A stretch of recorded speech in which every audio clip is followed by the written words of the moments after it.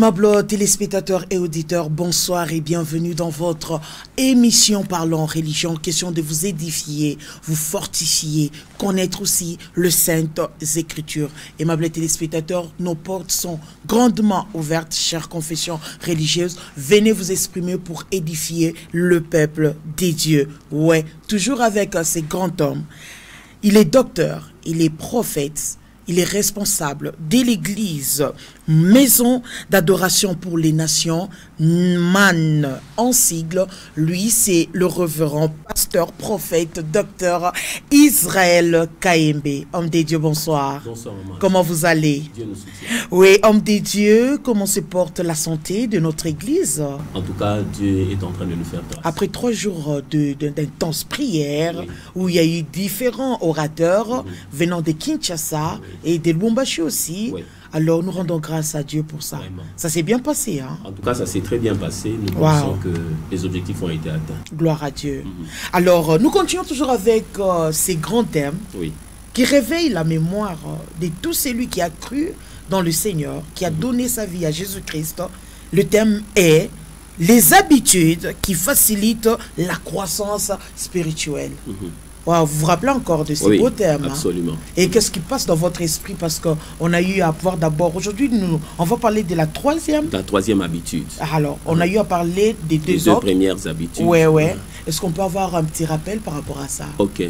Nous tirons d'abord notre texte de base. Nous sommes dans 1 Pierre 2:2. 1 Pierre 2:2, oui. La Bible dit « Désirez le lait pur de la parole afin que vous croissiez pour le salut ». Très bien. Lorsque la Bible dit que « afin que vous croissiez pour le salut », c'est comme un complément circonstanciel de but. C'est-à-dire que tout ce que nous faisons fait que la vie chrétienne n'est pas statique, elle est dynamique. On ne peut pas rester le même. Oui. Il faut qu'il puisse y avoir croissance, un changement. Mais pour qu'il puisse y avoir croissance, il faudrait que vous puissiez aider quelqu'un à mettre sur pied ce qu'on appelle des habitudes. Ok. Un homme a dit ceci, Oui. lorsque tu sèmes une action, tu récoltes une habitude. Lorsque tu sèmes une habitude, tu récoltes un caractère. Et lorsque tu sèmes un caractère, tu récoltes une destinée. En d'autres termes. En d'autres termes, c'est ceci. Oui. Les habitudes sont les choses que nous faisons chaque jour et qui caractérisent ce que nous devenons. Très bien. L'homme est le produit de ce qu'il fait chaque jour. Yeah. Lorsque tu veux aider quelqu'un à développer une certaine nature, il faudrait que tu puisses lui dire, par rapport à ceci, commence à faire ceci chaque jour. Par exemple, il veut être un bon musicien. Oui. Par exemple, il veut être un bon footballeur, Footballeur, un ouais. bon prédicateur. Il y a des habitudes qui font à ce que lorsque vous posez des actions, vous développez un caractère et ce caractère-là deviendra une destinée. Ok. Et la destinée de l'enfant des dieux, la Bible est en train de faire comprendre, c'est Oui. afin que vous puissiez croître pour le salut. Et la première habitude, c'est l'habitude de passer du temps dans la parole de Dieu. Oui, je me rappelle. Passer du temps dans la parole de Dieu parce que l'esprit de l'homme a besoin d'être nourri. Voilà pourquoi Pierre dit, désirez les lait pur de la parole afin que vous croissiez. Yeah. La Bible utilise toujours des images que nous connaissons. La maternité, la famille. Elle utilise ça pour que, dans le langage de communication, l'homme puisse bien se retrouver. Yeah. Quand vous avez un bébé Oui. que vous ne nourrissez pas, Oui. quelle que soit la volonté, il ne va pas grandir. C'est ce qui fait, maman, aussi qu'il y a Oui. beaucoup d'enfants de Dieu qui sont restés dans des souhaits et ils ne sont pas devenus. Ils souhaitent percer. Oui. Ils souhaitent cesser. avancer. Oui. La différence entre un enfant et celui qui est à l'université, c'est la croissance. Oui. Lorsque tout le monde est enfant, on lui pose la question qu'est-ce que tu veux devenir dans la vie? Tel dit je vais devenir docteur, Pilote. je vais devenir pilote. Oui. Mais pour que ces souhaits deviennent une réalité, il faut grandir. Il en est de même de la parole de Dieu. On a beaucoup de promesses. Quand on entre dans la vie chrétienne, on est né de nouveau. Oui. Mais il y en a beaucoup qui restent au niveau de désirer seulement, souhaiter. Mais pour permettre à ce que les souhaits deviennent une réalité, Une réalité. il faut grandir. Wow. Et pour grandir, il faut maintenant enseigner des habitudes. Il y en a 4. La première, passer du temps dans la Dans la parole. parole de Dieu. Passer du temps dans la parole de Dieu, ça veut dire quoi? Passer du temps dans la Ouais. parole, j'ai parlé l'autre fois des 6 choses à faire avec la parole. Oui. Mais déjà, je pense ce dimanche, à la table de l'édition, il y a le cahier de maturité dans lequel j'ai mis le résumé de ces 4 choses. Très bien. Et d'entrée de jeu, je peux dire par rapport à passer du temps dans la parole, la première des choses par rapport à la parole, il faut la lire. Il faut la lire. Mais si vous restez seulement au niveau de lire, ça ne va pas aller. Il faut étudier. Il faut étudier. Il faut méditer. il faut mémoriser, Mémoriser. il faut confesser. Le 30 dit une chose, il dit, je cherche parmi eux un homme qui intercède, qui bâtit une muraille. Dieu lui-même dit, je cherche parmi eux un homme. Oui. Pourquoi est-ce que Dieu n'agit pas directement? Parce qu'il est souverain. Il a établi les choses de cette manière. C'est un principe. Sur la terre, un esprit a besoin d'un canal humain pour opérer sur la terre. Si l'esprit ne trouve pas un canal humain pour agir sur la terre, il est limité. C'est ainsi que l'homme collabore avec Dieu. C'est l'associé de Dieu sur la terre. Et la prière est la plus grande association entre le ciel et la terre. Lorsque un homme prie sur la terre, il permet à ce que le ciel se manifeste sur la terre. Il y a des quartiers qui sont sauvés. Donc la prière va amener le ciel sur la terre. À la Mukokota. Le règne de Dieu, l'action de Dieu. Quand Dieu, dans le monde spirituel, lorsque le supérieur fait son entrée, l'inférieur c'est de la place. Alléluia. Un exemple dans l'histoire de l'arche et de Dagon. La Bible dit que quand on a amené l'arche dans le temple de Dagon, la Bible n'a jamais dit que Dagon a discuté. La Bible dit que le premier jour, on a trouvé que Dagon avait fléchi. Parce que dans le monde spirituel, le supérieur, quand il fait son entrée, l'inférieur, c'est de la place. Très bien. On a cherché à soulever Dagon, mais il s'est fait que quand on l'a soulevé, le lendemain, on l'a trouvé, il était brisé. Brisé. Parce que l'arche, qui était symbole de la présence de Dieu, était plus forte. Et c'est ce qui se passe lorsque un homme prie. Quand Jésus dit dans Matthieu chapitre 6, il dit, lorsque vous priez. Pourquoi il ne dit pas, s'il arrivait que vous priez? Quand vous analysez les textes bibliques, dans ce qu'on appelle faire l'exégèse, les tournures françaises montrent la pensée qui est derrière. Lorsque signifie une habitude. Quand on dit par exemple, lorsque tu vas manger, lorsque tu vas dormir, on veut dire que c'est quelque chose qui est attaché à la vie quotidienne. C'est comme ça. Quand Jésus dit lorsque vous priez, c'est pour dire qu'un chrétien doit être attaché à la prière. C'est une habitude. Lorsque vous priez, dites notre Père. C'est d'abord la relation qui est que ton règne vienne. Amen. Lorsque un homme prie, il y a certaines avenues qui sont sécurisées parce qu'il y a quelqu'un qui prie. Dans le monde spirituel, on va toujours, dans le monde spirituel, on va toujours de la minorité vers la majorité. Comment ça? Pour maudire un grand nombre, le diable doit élever quelqu'un dans le monde spirituel. C'est comme ça, il y a certaines personnes qui sont, par exemple, qui ont touché au fétiche. Les gens sont issus de ces personnes et il se fait assez que ces actions ont de l'impact sur la vie de ces gens-là. Quand vous êtes dans le psaume 136, la Bible est en train de faire comprendre que les actes des parents ont fait assez que la vie des enfants puisse souffrir. C'est un psaume que j'aime souvent lire. C'est là-bas où vous comprenez psaume 136. Si je me trompe, je prends le 133, mais je crois que c'est 136. Et vous allez vous rendre compte que Dieu, ils sacrifièrent leurs idoles qui furent pour eux un piège. Et vous allez vous rendre compte que les actions des parents, les actions, 136 parle de la miséricorde qui durera toujours. 133 parle de il est bon, doux, agréable pour des frères de demeurer ensemble. 106, voulais-je dire. Vous allez vous rendre compte que dans la compréhension de ce psaume, le psaume 106, à partir du verset 33, la Bible dit, car ils aigrirent son esprit. Il s'exprima légèrement des lèvres. Ils ne détruisirent point les peuples que l'Éternel leur avait ordonné de détruire. Ils se mêlèrent avec les nations et ils apprirent leurs œuvres. Le verset 36 dit maintenant, ils servirent leurs idoles qui furent pour eux un piège. La conséquence, le verset 37, ils sacrifièrent leurs fils et leurs filles aux idoles. Ils répandirent le sang innocent, le sang de leurs fils et de leurs filles, qu'ils sacrifièrent aux idoles des Canaan, et le pays fut profané par de meurtres. Ils là qui servirent les idoles, ce sont les parents. Une idole, c'est une représentation d'un faux Dieu, mais derrière il y a un démon. Et quand on dit servir, dans le langage biblique, servir signifie adorer. On ne peut pas adhérer à un mouvement spirituel sans devenir adorateur. Celui qui sert, adore. Quand quelqu'un vous dit que je suis serviteur de tel mouvement spirituel, dans le monde spirituel, ça signifie je suis adorateur. Et la Bible dit quand ils ont servi leurs idoles, c'est devenu pour eux un piège. Or, la spiritualité est indissociable de la prière. Okay. La deuxième habitude de la prière fait à ce qu'on confirme notre position d'adorateur. Un homme qui prie confirme qu'il est en dessous d'une autorité spirituelle. Alléluia. Un homme qui prie confirme qu'il est humble, que sans la force spirituelle, il n'a pas la capacité de faire. Très bien. La prière, c'est le langage des hommes humbles qui ont compris que leur vie dépend des dieux. Très bien. Leur mariage dépend des dieux. Leurs affaires dépendent des dieux. Et l'habitude de la prière, quand vous enseignez, malheureusement, on n'apprend pas à prier en priant. On apprend à prier par un enseignement.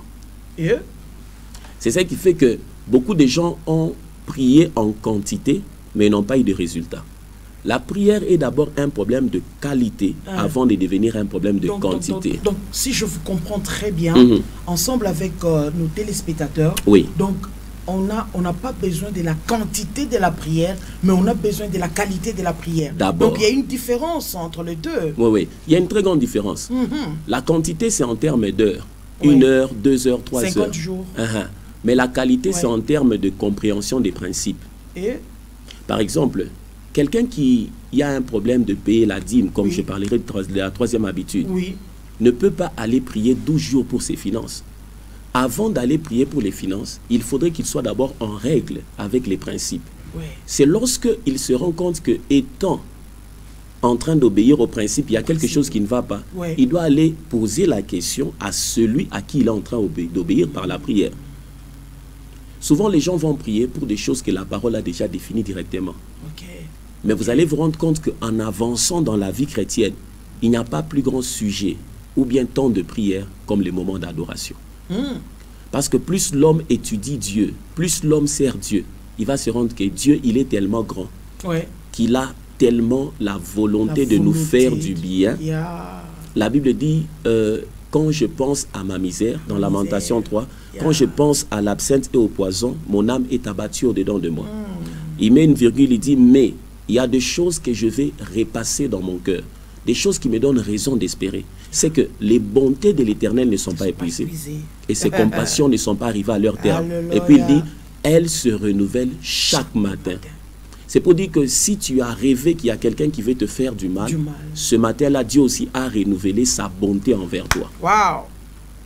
Et quand vous commencez à prier, en ayant été enseigné, en tout cas, l'atmosphère du ciel qui se dégage, elle est en grand bénéfice.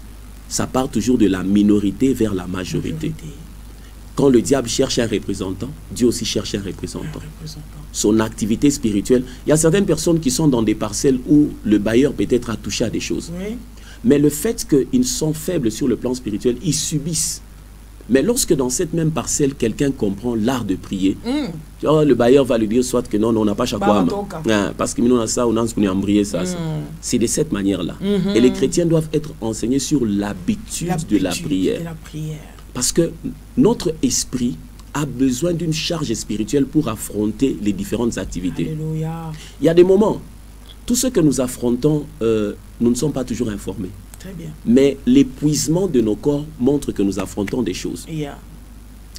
Tu peux monter dans un bus peut-être où il y a quelqu'un dans sa famille, mais ta présence fait assez que, tu commences à chanter un chant par exemple. L'atmosphère, il y a eu les radis quoi perturbé. Mais non, cette transaction qui s'est faite, ton esprit a libéré une force pour anéantir cela. Il faut aller se recharger. Très bien. Il faut aller se recharger. Très bien.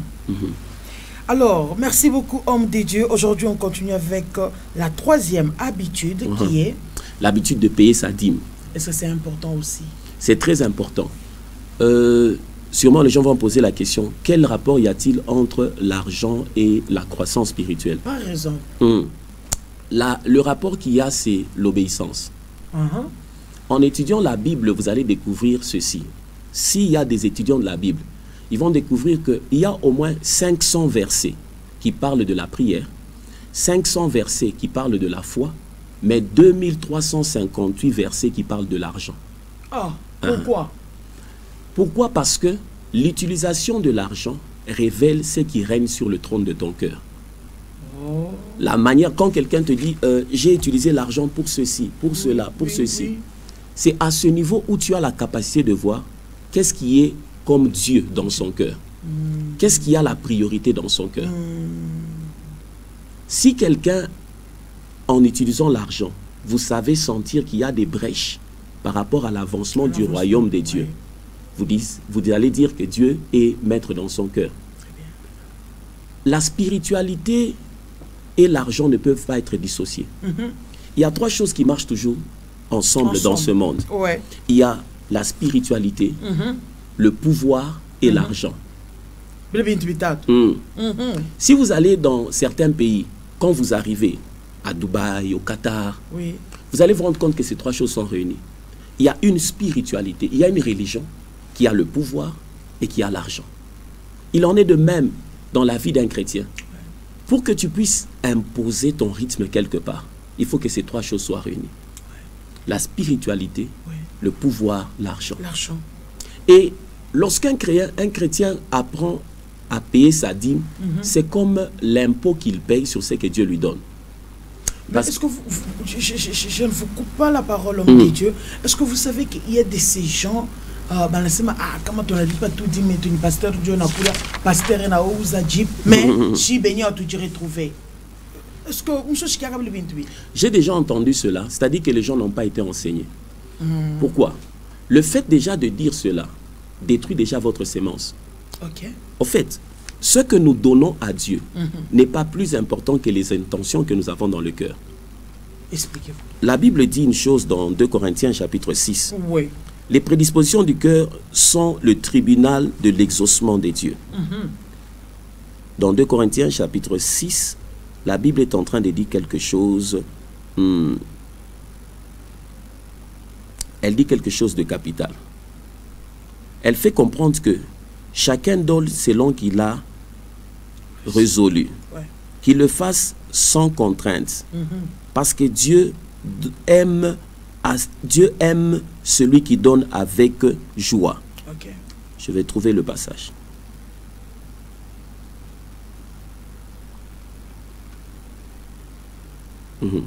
La Bible dit que chacun donne selon qu'il a résolu. Sans contrainte. Parce que Dieu aime celui qui donne avec joie. C'est-à-dire, Dieu aime celui qui donne avec joie. Donner n'est pas plus important d'abord que l'attitude que nous avons dans le cœur. Quand vous avez des mauvaises prédispositions dans le cœur, sachez que vous avez déjà annulé la chose. La Bible dit que Dieu sonde les cœurs et les reins. C'est-à-dire que quand quelqu'un s'avance, il y a la parabole de Jésus, où il est en train de voir comment est-ce que les gens sont en train d'offrir dans les paniers. Il dit, la femme qui a offert 2 pièces a offert plus que tous parce que les autres ont donné de leur superflu. C'est important. C'est-à-dire que ce que nous donnons à Dieu n'est pas plus important que l'intention dans laquelle nous donnons la chose. Quand quelqu'un dit déjà, c'est-à-dire il annule déjà sa sémence. Il doit comprendre pourquoi est-ce que Dieu dépose l'argent dans les mains d'un homme. Sans d'aller dans beaucoup d'études. Tout le monde a lu l'histoire d'Israël en Égypte. Tout le monde a lu comment est-ce que les enfants d'Israël ont souffert en Égypte. Mais tout le monde a aussi lu comment est-ce que l'épisode de la captivité s'arrête. Quand Dieu termine de tuer chaque divinité, parce que chaque plaie était une victoire sur l'une des divinités.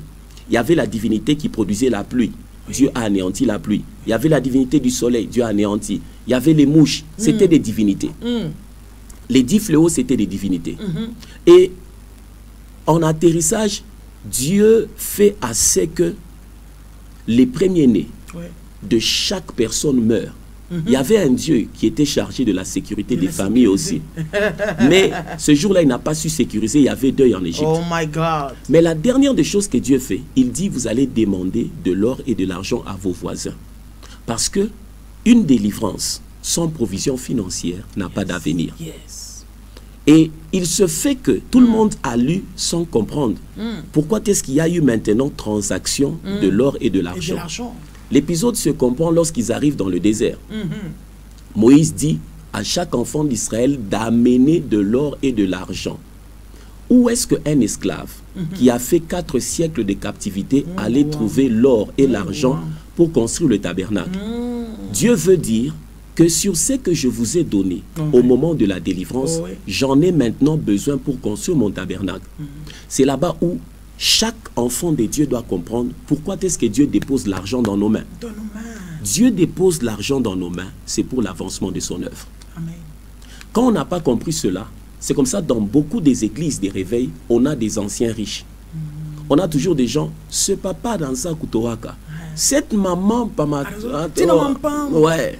Mais on ne conserve pas les réalités spirituelles sans principe spirituel. Wow. Dans le monde spirituel, tout ce que tu fais sans compréhension ne produit pas de bénédiction. La compréhension est le mot maître dans le monde spirituel.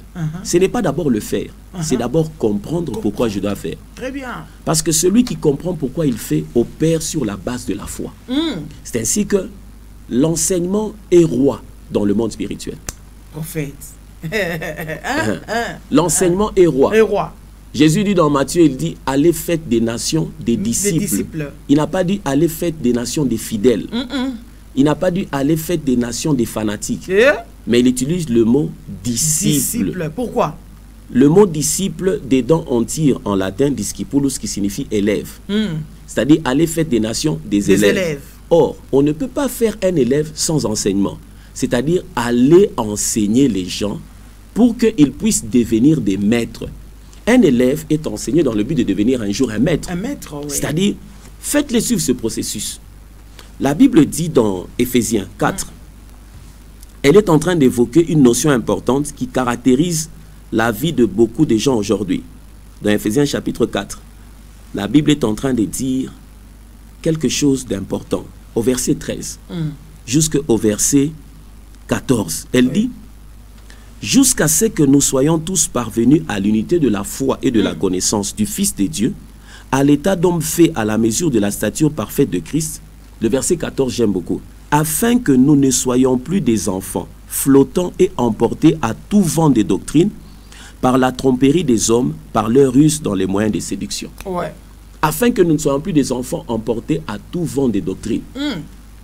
Aujourd'hui, il y a beaucoup de gens qui sont emportés à tout vent de doctrine. Mais le problème se trouve au niveau de qui? De qui? Celui qui doit enseigner. Parce que si vous prenez une bouteille vide et une bouteille pleine, tous sont des bouteilles, mais chacun réagit en fonction de son contenu. Lorsque le vent souffle, la bouteille qui est pleine reste stable. Mais la bouteille qui est vide, elle va aller là-bas, elle va rentrer ici. Ça montre juste qu'on a eu des gens, mais qu'on n'a pas rempli. Et l'argent révèle la place que Dieu occupe dans le cœur.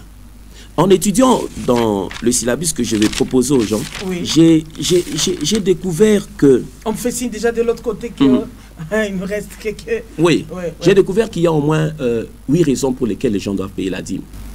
Donc lorsqu'on paye la dîme, il y a des choses que le Seigneur fait. Oui, et c'est une expression de la position que Dieu occupe dans votre vie. La première raison pour laquelle on paye la dîme, c'est parce qu'on aime Dieu. Ouais. C'est parce qu'on aime Dieu. Donc, la Bible dit dans Jean 3,16 quoi? Car Dieu a tant aimé qu'il a donné. On ne peut pas aimer sans donner. Mais on peut donner sans aimer. C'est fort. Et quand quelqu'un paye sa dîme, il y a 2 choses qui se passent dedans. Un, il reconnaît que Dieu est la source. Deuxièmement, il reconnaît qu'il aime Dieu. La Bible dit dans ce passage que j'ai lu, il y en a beaucoup, mais il y a un passage de Deutéronome que nous devons lire. Dans Deutéronome 8, 18. 8, 18. Si on peut tout oublier, mais ce passage, il ne faut pas l'oublier. La Bible est en train de dire ceci. Souviens-toi de l'Éternel ton Dieu, car c'est lui qui te donnera de la force pour acquérir, afin de confirmer comme il le fait aujourd'hui son alliance qu'il a jurée à tes pères. Car celui qui te donnera la force pour acquérir. Dans l'autre version de Parole vivante, on dit encore de manière plus explicite. Deutéronome 8, 18. Quand le chrétien comprend cela, il dit, rappelez-vous, c'est le Seigneur votre Dieu qui vous donne la force d'obtenir ses richesses. Et ainsi, aujourd'hui encore, il respecte l'alliance qu'il a faite avec vos ancêtres. Un homme qui a l'argent doit se rappeler que l'intelligence, la bonne santé, c'est que je suis aujourd'hui, les circonstances, c'est Dieu qui a fait tout cela pour que je puisse avoir. Parce que tu aurais pu être né, par exemple, Bumbafu, comme certains moments dans Zalam Toto Anakir. Mais comme on a kumbuka sema, il est choukou maternité, j'étais né avec l'intelligence.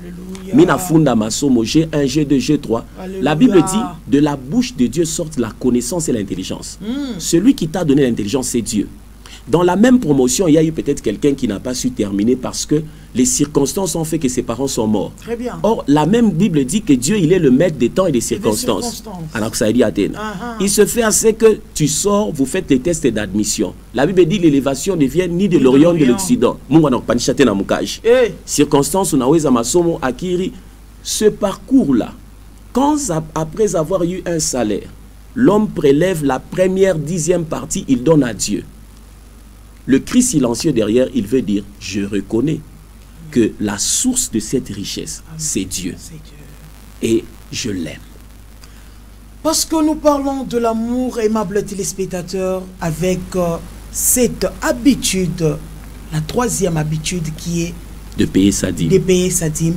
Homme de Dieu n'a pas encore fini. Non. Parce qu'on doit décortiquer encore en profondeur. Absolument, absolument. Parce que nous devons savoir comment calculer la dîme. Comment ça se calcule. Voilà. Comment nous devons donner. Parce que dans la parole de Dieu, on nous a parlé de donner la dîme au Lévitique.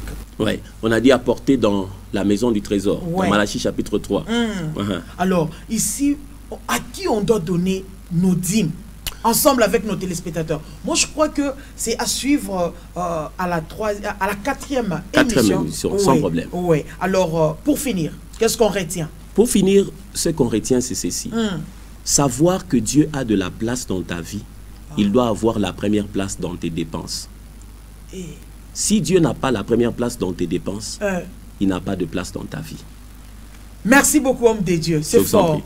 Le numéro de contact? C'est les 09 971 20 992 997. Ouais. Et l'adresse de l'église? C'est sur du 30 juin, après la station Pétroléum.